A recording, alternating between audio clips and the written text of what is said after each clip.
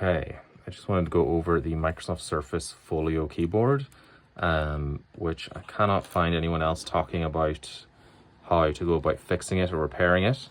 I think I've discovered perhaps the most common issue for it to stop connecting, and it seems as if the ribbon cable here, see these black marks, may have rubbed against in between these two layers of plastic and caused it the trace to break.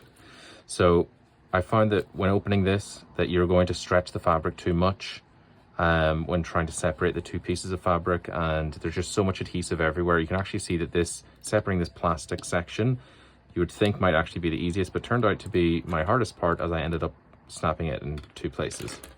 I also ended up breaking the ribbon off of the actual connector here.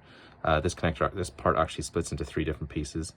But if I was to do this all again, what I'd recommend to you if you're attempting a repair is actually from the front. So you have the 2 bars here, you have this initial bar, and then you have this little bump here. I would make you can see that the ribbon cable is quite thin. It's not that large. It perfectly lines up with where the last 2 pins are. And I would cut down from the front. It will be very visible, but it's the most achievable repair. I would cut down from the front with a little Dremel tool and access the ribbon cable from here.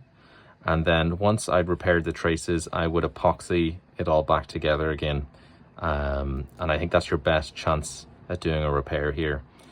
Yeah, I hope you have a better luck than I did.